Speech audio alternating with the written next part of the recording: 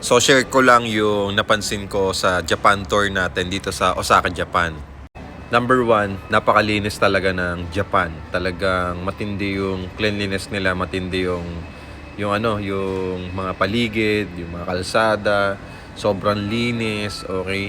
And talagang walang polusyon. Kasi nag-tour tayo, 'di ba? Nag-ikot-ikot tayo sa iba't ibang lugar dito sa Osaka, Japan, and then nagpunta rin tayo ng Nara, ng Kyoto, ng Kobe, okay? So napansin ko talagang sobrang linis, wala kang makikitang kalat sa kalsada. Okay, kung meron man siguro yun yung mga commercial na overnight talagang open, 'di ba? Katulad sa Dotonbori, pero napaka-minimal lang talaga. Pero pagdating sa mga residential places talaga, no, sobrang lilinis and then sobrang ganda, aliwalas at wala talagang polusyon. Pangalawa na nagustuhan ko at napansin ko sa Japan tour natin is yung karamihan ng mga empleyado doon, kahit matatanda na, pwede pa din sila. So, walang discrimination kahit anong edad mo, okay? Kung basta fit to work ka, kahit may edad ka, pwede ka pa rin mag-work. So dahil doon sa mga na-observe natin, no, na-inspire tayo na magsipag lalo. So katulad nila, 'di ba? Matatanda na sila, 'di ba? May edad na sila, pero nagsisipag pa rin sila sa pagtatrabaho. Dito kasi sa atin, 'di ba? Minsan bata pa lang pero nagrereklamo na agad, etc. So parang ganun yung nakita ko. Kumaga habang bata pa tayo, okay? Grind lang tayo ng grind. Okay? Kasi kahit nga sila matatanda na, nag-grind pa rin 'di ba? Kahit may edad na, nagtatrabaho pa rin. Pangatlo din na nagustuhan ko dito sa Japan tour natin at napansin ko, talagang on time talaga yung mga Japanese at talagang sinusunod nila yung time schedule. So, ganun din sa itinerary natin, sa oras ng biyahe natin papunta sa mga pupuntahan, dapat talaga on time. So, yun, nasunod naman natin yun. At the same time, yun, very strict talaga sila sa oras at talagang pinapahalagahan talaga nila yung oras. Talagang bino-value nila yung oras. So, dapat talaga walang masayang na oras. So, kung ano talaga yung schedule ng alis, balik, okay, ng lunch, ng dinner, ayun talaga dapat yung masusunod. And pang-apat, no, yung honesty. So, okay, sobrang mapagkakatiwalaan din tong mga Japanese kasi napansin ko dun sa hotel accommodation natin sa Sarasa Hotel. Hindi ako aware no, first time ko lang hindi siguro. Pagkaalis namin ng hotel, no, 'di ba nag-tour kami. So, nilinis yung mismong room namin.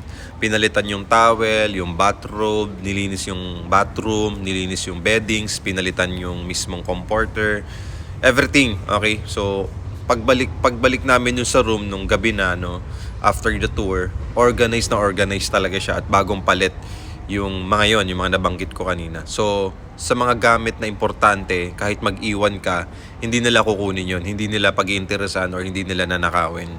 Isa yon sa mga napansin ko at nagustuhan ko dun sa tour natin sa Japan.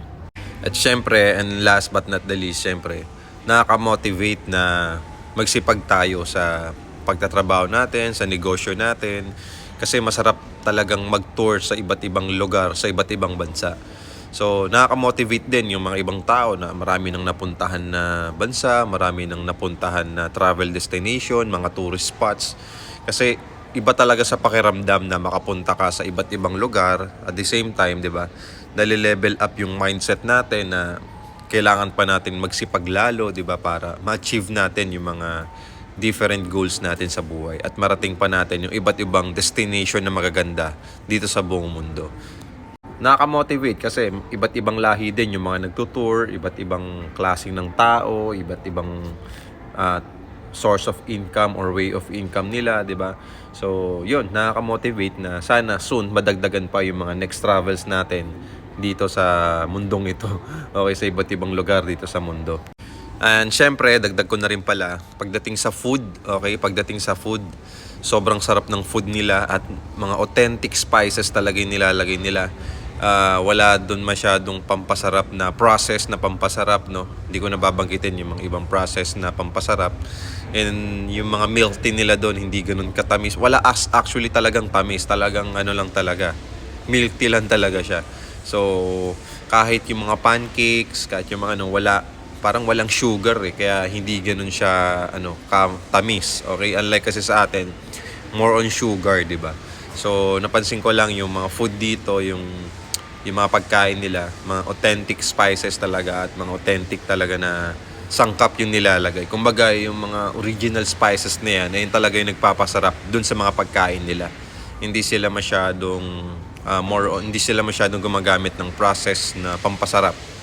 Okay, so follow me and message me nga pala sa mga interested sa 10,000 to 25,000 cash out only promo natin na no down payment. At sa mga interested maging real estate agent na kumita ng 60,000 to 100,000 pesos per unit sold, just follow me and message me or puntahan nyo po yung official website ko for the free training video, apply.bossbdigital.com. At sa mga kliyente naman natin dyan na followers ko na nakikinig, message me agad-agad dito sa aking account. Puntahan nyo po yung Facebook account ko rin at sasendan ko po kayo ng sample competition, details, and sample photos ng ating project na 10,000 to 25,000 cash out only, lipat agad. So follow me and message me. Salamat sa panonood.